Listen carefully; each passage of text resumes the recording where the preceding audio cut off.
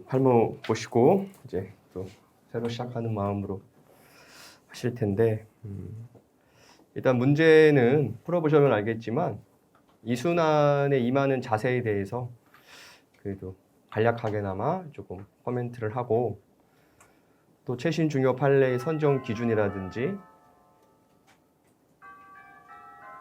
뭐 앞으로 출제 방향에 대해서 좀 짤막하게나마 코멘트를 하고 그다음 오늘 최신 중요 판례를 같이 한번 좀 살펴보고 빠르게 훑어보고 그럼 앞으로 어떻게 최신 판례를 정리할 건지에 대해서도 말씀드리고 그다음 강평을 하도록 하겠습니다. 일단 이순환에서는 여러분이 기본서나 내지는 여러분이 뭐 사례집으로 한 번도 풀어본 적 없는 문제를 출제하기 때문에 실제 체감 난이도는 상당히 높을 수밖에 없겠죠. 밖에 없습니다. 하지만 작년도 그렇고 제 경험상 그 문제를 피하는 학생들이 가끔 있어요. 저희가 이제 익숙한 것만 공부하려는 학생들이 있는데 그런 식으로 해서 학원에서 높은 성적을 받다가 결국에 합격하지 못한 학생들을 덜어봅니다. 그러지 마시고 정면 승부하세요. 아시겠죠? 정면 승부하셔야 지금 모르는 게 훨씬 유의미합니다. 그죠? 실전에서 맞히는 게 중요한 거거든요.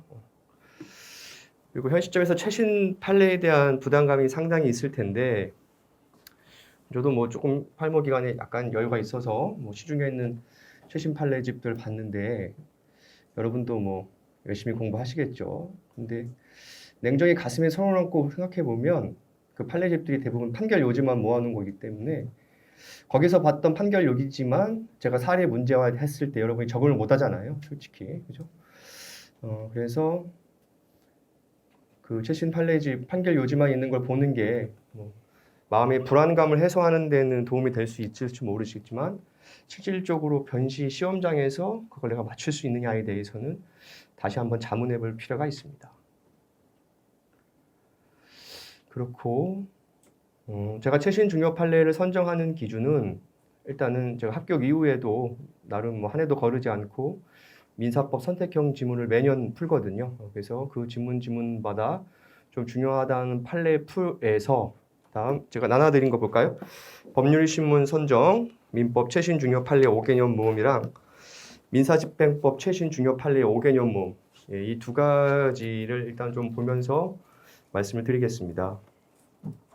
일단 법률신문 선정, 민법 최신 중요 판례보다 민사집행법 판례를 먼저 볼게요. 민사집행법 최신 중요 판례. 그래서 이제 그 최신 중요 판례와 이 최신 중요 판례는 그 해당 분야에서 우리나라를 대표하는 교수님들이 선정하신 거거든요. 그래가지고 민사소송법의 경우 작년까지만 해도 김홍옥 교수님이 하셨는데 올해부터는 서울대 로스쿨의 전원월 교수님께서 이제 선정해 주시더라고요. 그래서 요거랑 다음에 서울 고등법원 판례 스터디 자료 있어요. 그거랑 다음 민재실에서 다뤘던 중요 판례 중에서 겹치는 거, 그거 중에서도 또 출제될 만하고 또 논문 판례 평석이 있고 논란의 여지가 없는 걸 선정해서 출제한 거거든요. 제가 그렇기 때문에 출제 가능성은 상당히 높을 수밖에 없고 그래서 이 최신 중요 판례는 여러분 크게 두 가지 의미로 받아들이셔야 돼요. 뭐냐면 오늘 1문의 1처럼 기존의 중요 판례 법리를 확인하는 의미의 판례가 있고요. 올 1회차 1문의 4처럼 기존 판례 법리보다 발전된 법리의 최신 판례가 있어요. 이 두 가지를 구분해서 보셔야 돼요. 그래서 기존 판례 법리를 확인하는 의미의 판례는 사실 새로 보지 않아도 내가 기존에 공부를 해놨으면 해결할 수 있을 거고 1문의 4처럼 최신으로 발전한 법리들이 있어요. 이런 것은 매우 출제 가능성이 높은 거예요. 아시겠죠? 그래서 그런 부분은 제가 빼먹지 않고 사실 이순환에서 다 못 다룬 또 부분들이 있어요. 제가 또 다루고 싶은데 새로운 법리가 개발된 판례는 당연히 출제할 수밖에 없어요. 대표적인 게 뭐예요? 민사집행법에서 민사소송법 시효 중단을 위한 확인해소 같은 거는 100% 출제될 수밖에 없어요. 새로 법리를 발전시키는 법이기 때문에 다음에 올해 1문의 4처럼 명시적 일부 청구에서 청구 확장하지 않은 경우에 그것도 새로 발전된 법리거든요. 우리가 법원에서 만든 법리거든요. 그것도 출제될 수밖에 없어요. 그죠? 그리고 1문의 1은 사실 새로운 법리는 아니에요. 기존에 있던 판례 법리를 합쳐서 나온 판례거든요. 그래서 이런 것들은 제가 계속 눈여겨보고 있고 또 저기 노트북 좀 내려주셔야 될 것 같은데. 네. 카메라 가요. 그리고 또 갑론을박이 있는 판례들이 있어요. 아직 판례 평석이 안 나왔고 교수님들 사이에서 조금 분쟁이 있는 것, 그런 것들은 또 바로 내기 어렵습니다. 한 3년 정도는 있어야 돼요. 그래서 그런 것들은 제가 또 걸러서 출제할 테니까 같이 열심히 오시다가, 그리고 이 순환에서 제가 또 다 다루지 못한 판례들이 있어요. 그런 건 이제 파이널에서 다루고, 그다음에 작년에도 그랬지만 교수님 출제가 들어가실 때가 12월 중순이죠. 들어가신 다음에 제가 최신 중요 판례 특강을 하거든요. 우리 학원 학생들이 한해서. 그때 아마 정리하시면 크게 문제 없을 거예요. 지금 오히려 다른 거 하시면서 하는 게 투자 대비 성과가 별로 좋지 않을 가능성이 큽니다. 냉정하게 봤을 때. 아시겠죠? 그래서 일단은 내가 지금 맷집을 기른다라는 마음가짐으로 이 순환을 좀 덤비셨으면 좋겠어요. 왜냐하면 내가 공부 안 한 게 나오기 때문에 맞추기가 어려워요. 하지만 그렇다고 해서 그 문제를 풀지 않으면 또 안 됩니다. 소설이라도 쓰듯이 자꾸 써버릇해야, 그게 바로 그 유명한 리갈 마인드 아니겠어요? 자꾸 해고 판례를 익혀야 내가 이걸 몰랐구나. 훨씬 기억이 오래 가요. 똑같이 사례는 나오지 않다 하더라도 작년처럼 선택형 정답 지문이나 기록형으로 출제될 가능성은 분명히 있기 때문에 그렇게 저랑 학습하시면 크게 문제 없을 겁니다. 아시겠죠? 그래서 민사집행법 최신 중요 판례 5개념은 빠르게 한번 살펴보면 사실 문제 밭이에요. 여러분이 봐도 굉장히. 그래서 1번 판례 누적적 근저당을 설정한 물상 보증의 변제자 대의. 당연히 이게 별표 5개짜리 문제죠. 그죠? 그 다음 2번, 3번은 너무 집행법적 요소가 강하니까 좀 어렵고, 다음 4번. 이게 제가 1문의 1 문제잖아요. 별표 3개짜리. 그죠? 4번 문제 2020년 11월 26일 선고 2020-239601 판례. 제가 이거 출제한 거잖아요. 1문의 1에. 그죠? 이제 강평하면서 보게 되겠지만 이게 최신 판례는 아니고 기존에 있는 법리를 믹스한 판례거든요. 그래서 많이 틀리셨어요. 제대로 쓴 학생이 한 3명 정도, 1문 같은 경우. 그러니까 요거도 중요한 거고. 다음에 5번 같은 경우는 사실 상법에서 나올 만한 선택형 지문이 될 수 있을 것이고, 다음 2019년 중요 판례에서 1번 제끼고 2번 됐고 3번 됐고 4번 4번이 바로 뭐예요? 용모 기록형에 나온 판례죠? 배당 이의에서 부당 이득 반환죠. 여러분 다 출제된 거 말하는 거예요 지금. 제가 4번은 용모 기록형에 나왔던 문제고, 다음 6번도 선택형으로 나올 수 있고, 다음 2018년 중요 판례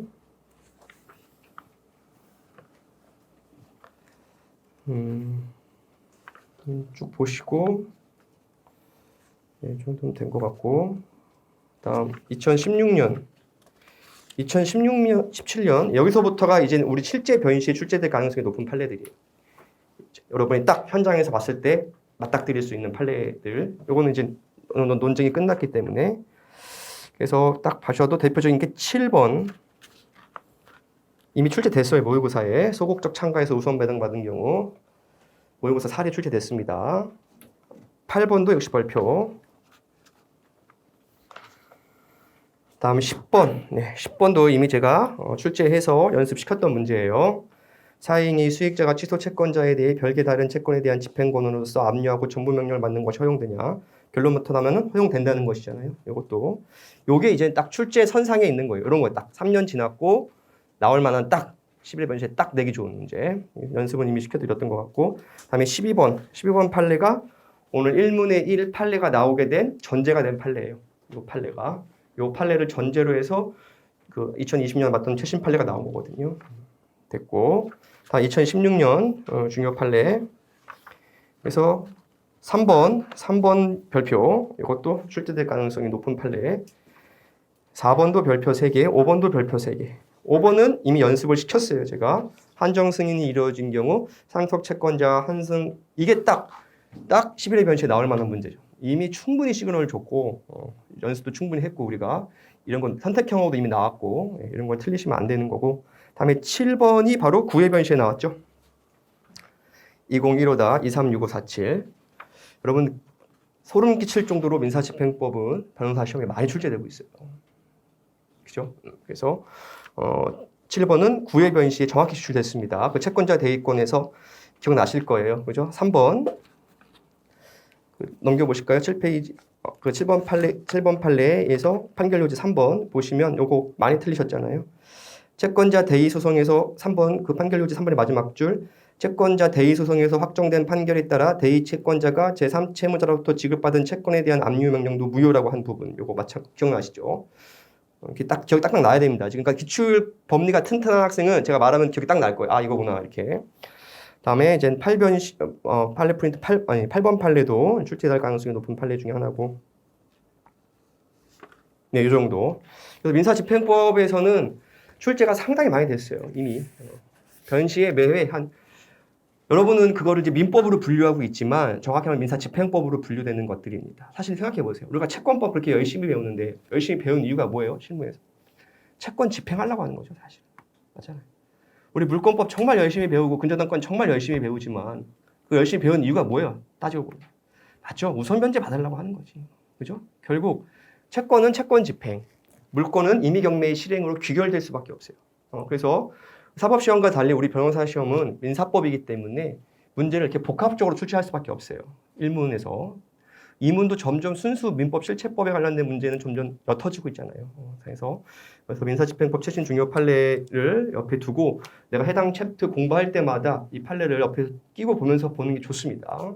그리고 제가 출제될 만한 건 당연히 출제할 테니까 그렇게 연습하시면 될 것 같고 다음 민법 최신 중요 판례 보시죠. 민법에서는 민총이랑 물권은 서울대 로스쿨 이계정 교수님께서 하셨고 채권 부분은 권영준 교수님께서 선정하셨는데 2020년 판례에서 가장 출제되는 것은 역시 로마자 3번. 이건 이미 1순한테 제가 출제했고 별표 5개짜리라고 했었어요. 기억나시죠? 예, 이걸 또 비교해야 된다. 옛날 판례랑까지도 말씀드렸던 문제입니다. 3번.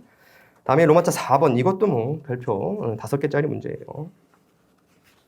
다음 로마자 5번. 공유물의 소수지분권자 권리 행사. 이거는 워낙 강조했던 거고. 로마자 6, 저당권부 채권과 질권, 여러분이 앞으로 진짜 만나볼 문제들이에요. 로마자 7번, 누적적 근저당 문제 등등이 이미 1순환 때 같이 해봤던 부분입니다. 그리고 기타 중요 판례의 2019-223724, 이게 바로 1문의 4문제죠. 소장에서 일부만을 청구하면서 장차 청구 금액 확장할 뜻을 표시했으나 종료될 때까지 실제 청구 금액 확장하지 않은 경우 책으로 봐 종료된 때로부터 밑줄.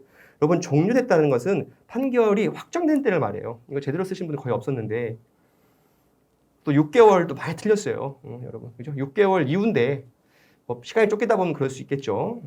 그것도 많이 틀리셨어요. 많이 틀렸다는 것은 70% 이상이 틀렸다는 얘기예요. 70% 이상이. 네. 오늘 점수 여러분 50점 만점이 아니에요. 점수 보실 때 75점, 80점 만점이에요. 점수 보고 똑같네. 안 돼요. 50점 만점이 아니었죠. 75점에서 80점.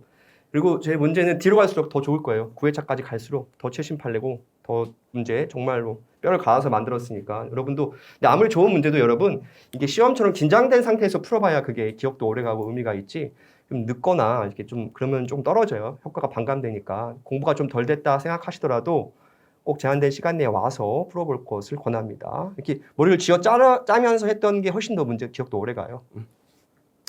그래서 요거 출제해 본 거고요. 2019-2237 이거는 뭐 이거 출제하면 뭘 출제하겠어요, 그죠? 다음에 채권법 권영준 교수님 선정한 1번 이것도 뭐 별표 5개죠. 이것도 안 낼 수가 없는 문제예요. 제가 앞으로 다 출제했기 때문에 여러분 다 만나볼 거예요. 근데 이렇게 얘기해도 여러분이 막상 풀기가 쉽지 않죠, 그죠? 내가 최신 판결 요지만 본 거랑 실제 사례를 맞닥뜨렸을 때 그 문제를 해결할 수 있느냐는 자기한테 자문해 봐야 돼요. 자문해 봐야 됩니다. 그걸 잘하는 분들도 있지만 연습을 필요한 분들도 계세요. 연습이 필요한 분도. 사실 이게 법학도 사실 따지고 보면 외국어예요. 외국어. 저도 사실 팔모 기간에 조금 여유가 있어서 법률 일본어 과외를 받았는데 어렵더라고요. 그래서 새로운 외국 똑같아요. 법학 처음 공부할 때 느낌이랑 똑같아요. 그래서 또 시간 지나면 까먹고 계속 반복해야 되고 우리도 그렇습니다. 그러니까 뭐 너무 자기를 자책할 이유는 전혀 없으세요. 그냥 하면 됩니다. 남보다 한 번 더 보면 돼요.